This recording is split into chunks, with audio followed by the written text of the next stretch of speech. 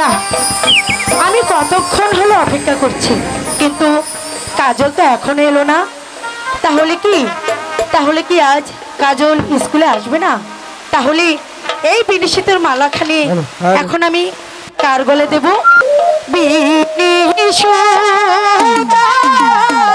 মালা দেব ওই আমি সাইফুল ভাইয়ের গলে।